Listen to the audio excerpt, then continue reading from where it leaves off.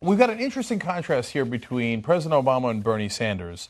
And it's highlighted by their approach to many different things. And it's in the news, all in the news today. So I thought it was a good moment here to show you guys the difference. So first off, President Obama was in talking to Democratic donors, and he acknowledged that, come on, let's keep it real. He thinks Hillary Clinton should be the nominee. He's always thought that. He said it in very clear ways in the past publicly by saying things like, well, we should have someone with a lot of experience in foreign policy who's going to take things gradually and be pragmatic. Okay, I'm like, yeah. What does he mean? Yeah, it's not hard to discern what you're trying to say. He's just throwing a she. She should be very experienced. Exactly, right. Who's the she, you think?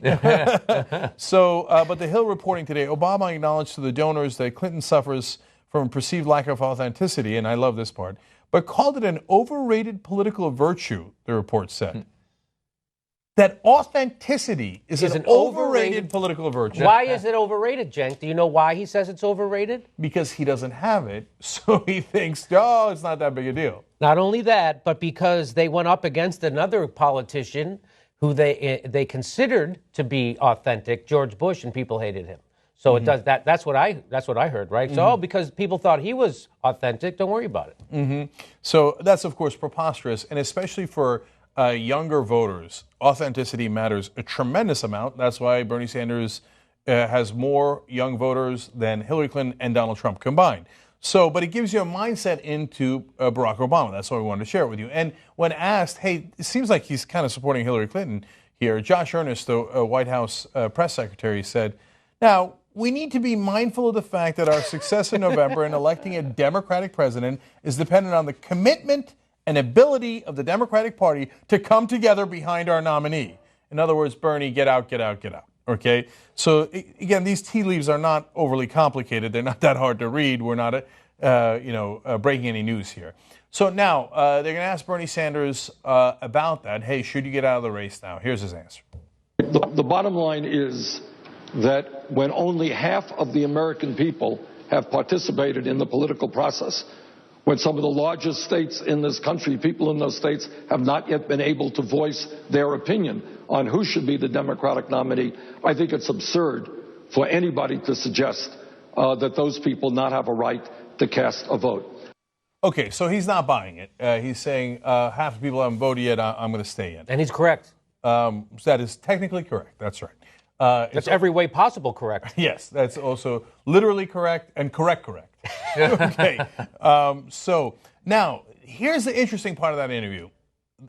Rachel Maddow asked him, hey, how about Merrick Garland, who's a center-right Supreme Court nominee? She doesn't frame it that way, right? But we know that he is, and so that's kind of an issue. We have a Democratic president who has picked a guy who we presume, is pro-choice, has some socially liberal positions, has ruled against out-of-control guns everywhere before. So, okay, the NRA's pissed at him. Good.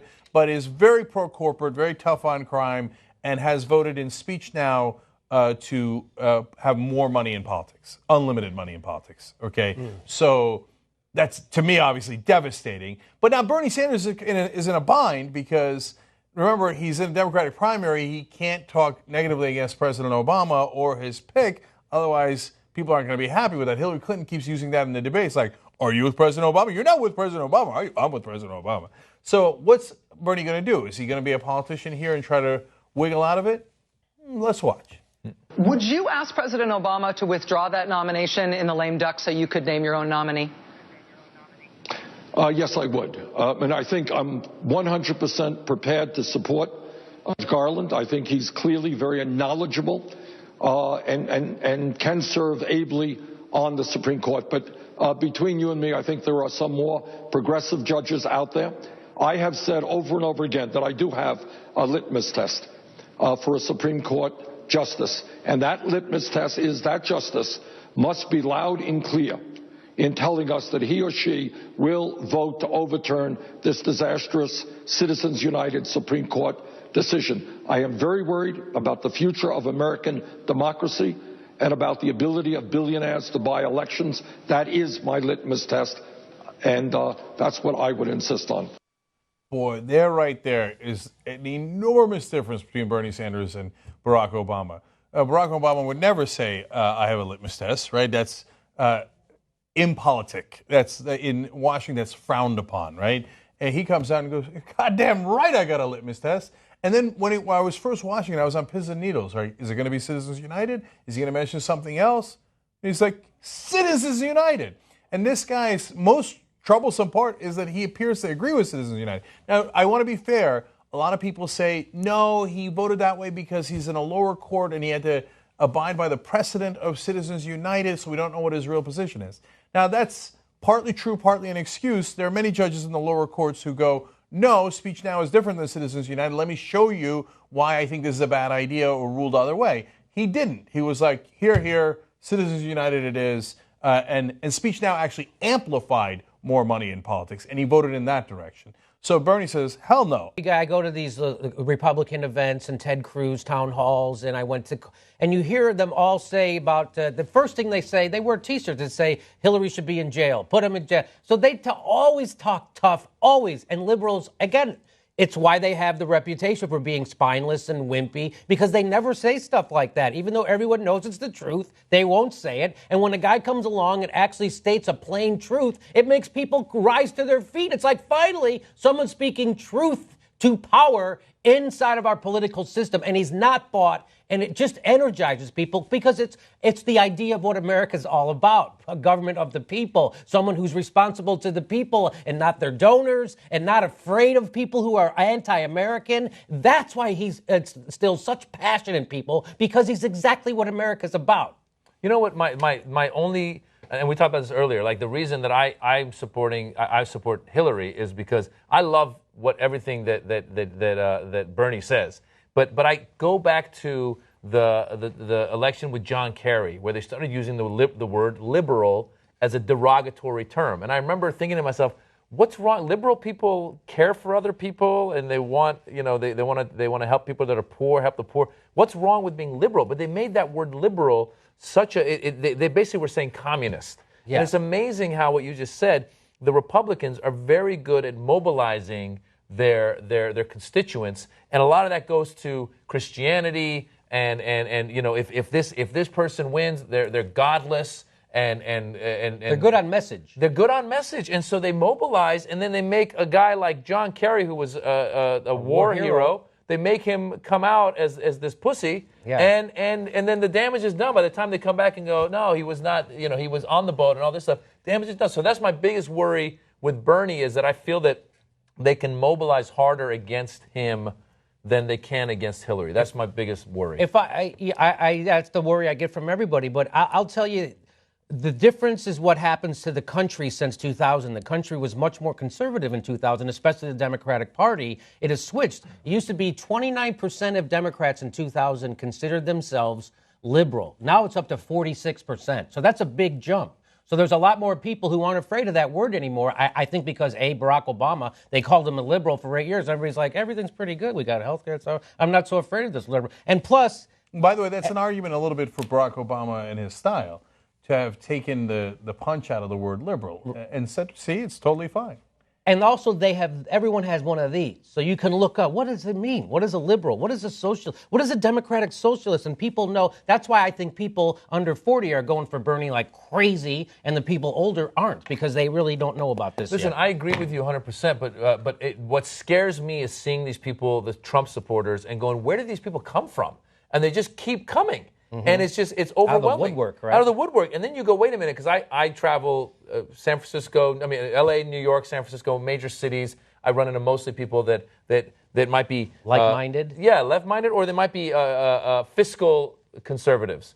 But to see these other people, the guy who elbowed that guy at the rally, where the hell did that 76-year-old dude wearing a cowboy hat come from? They're out there. Yeah, well, a lot of us don't. We don't often see it. Yeah. And don't kid yourself. There's lots of racism in big cities. Mm-hmm. Lots and lots of racism in big cities. I come from Chicago. I grew up on the south side of Chicago. Lots of racism in Chicago, still to this day, all over. We see the police department, right? We see what happens with that kind of stuff. So it's just they hide it more in the cities, right? And I hear the N-word a lot when I go back to Chicago.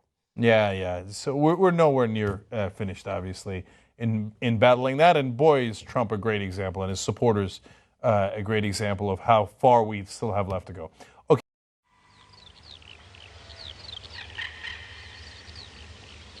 You know him from the Axis of Evil comedy tour and Friday After Next. And now get his hilarious comedy special, I Come in Peace. That's right, Maz Jobrani is back, and he's doing his own voiceover for this commercial. Eugene, you notice how they all started clapping right there? You see how they all started clapping? See, we love to celebrate life. We love to dance. A lot of people in the West don't know the people from that part of the world, Middle East, like to dance and laugh and celebrate. I swear, when I did the Axis Evil comedy tour, it came out on Comedy Central. I went online to see what people were saying about it. I ended up on the Sean Hannity website. It's a conservative website. One guy wrote another guy. He said, I never knew these people laughed. Because think about it, you never see, Middle Easterners laughing in American film or television, right? Maybe like an evil, like, whoa,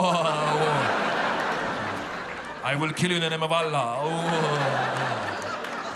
But never like, ha, ha, ha, ha, ha, ha, ha. We love to laugh. We love to dance. Oh my God. You saw, they just started clapping. Wherever we are, if we hear clapping, we have to dance. We could be on an airplane and the pilot has said, everyone fasten, we're about to land. Someone starts clapping, I have to dance. I can't. He's clapping.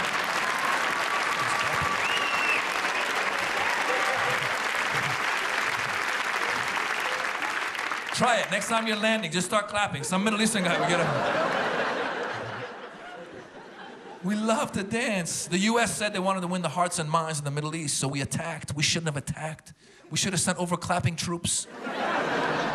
Just put them anywhere there's any trouble. Have them start clapping. The fighting will stop. Sunnis and Shiites killing each other in Iraq. Just go and clap. It'll stop. They'll be fighting. They hear the clapping. I have to dance. I kill you later. I kill you later. I'm dancing. I can't kill you right now. I'm dancing.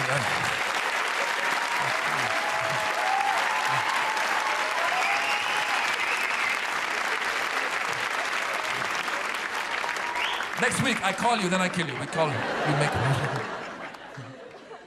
It's in the blood. Eugene, you ever been to one of our parties? You ever been to the Persian party?